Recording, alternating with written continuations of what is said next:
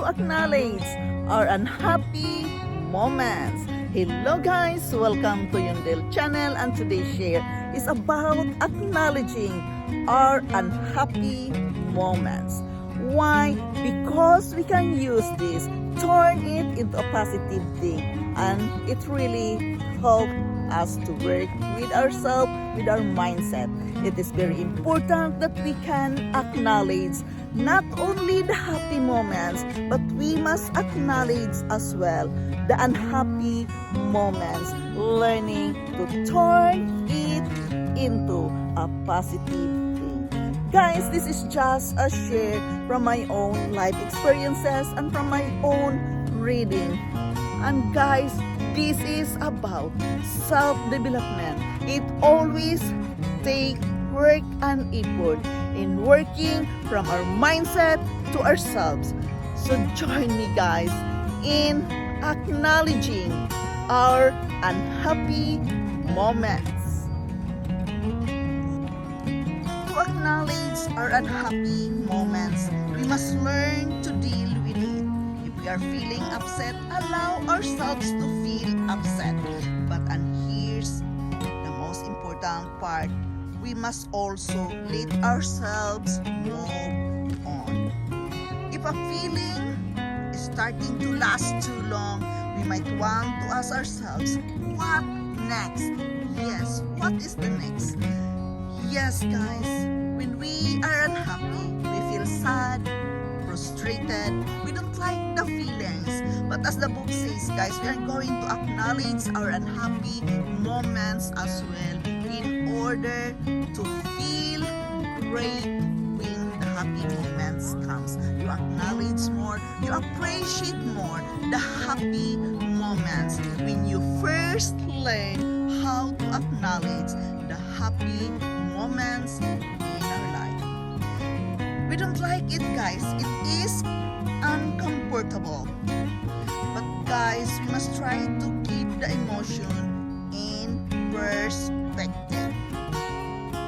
To move on fast from something made us sad and depressed, we must learn to look at the bigger picture of it.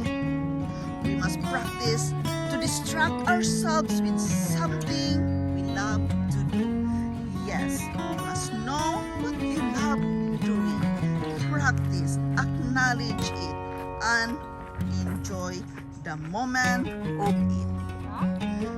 We must always find gratitude in everything and practice saying thank you no matter what.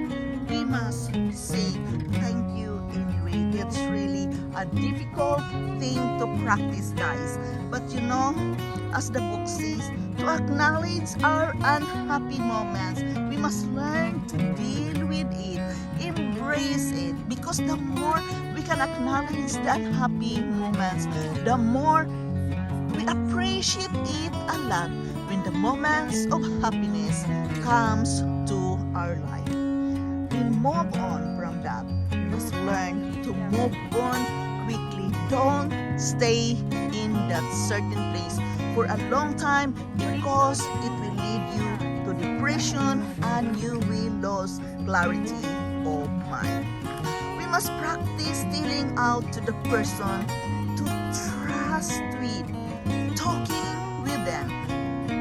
Talk to the person you trust with, to the situation you are feeling unhappy, uncomfortable, depressed, and frustrated. It is very important that we can talk about it. We must schedule time to feel our feelings and find new to express ourselves. Yes, guys, here we are again. A time for ourselves. A time for ourselves is very important. Schedule a time for your own sake to meditate or just feeling the feeling of emotions, and honor it, acknowledge it, respect your feelings. It is very important because that unhappy moments can lead you to a good feelings, and appreciate it well when the happiness comes, when the good feelings comes. You appreciate it a lot when you already experience the unhappy moments. We must acknowledge the root that causes us unhappy, and one of it is being inauthentic. Yes, many of us just living with a facade, inauthentic situation, inauthentic person. It's not really a good thing, guys. We must be authentic in order to live our best life. Acknowledge and take action when we see the signs of unhappiness.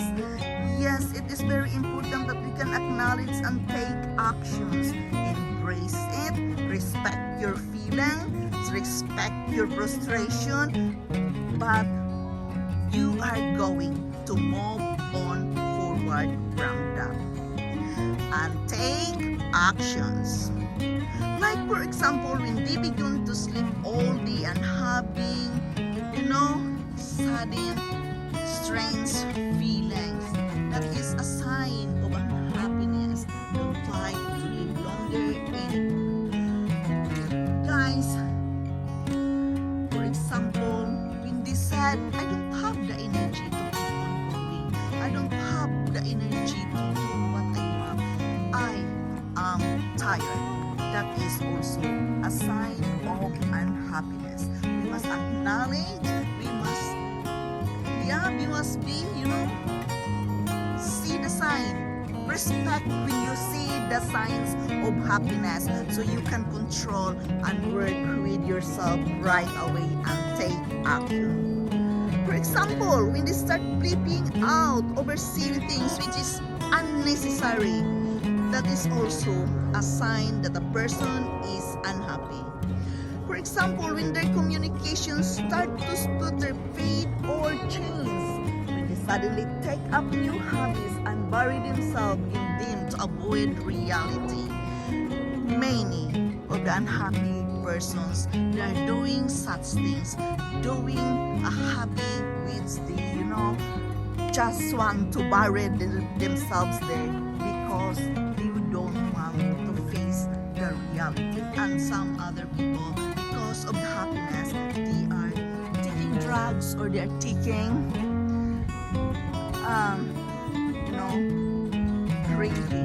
drinks a lot.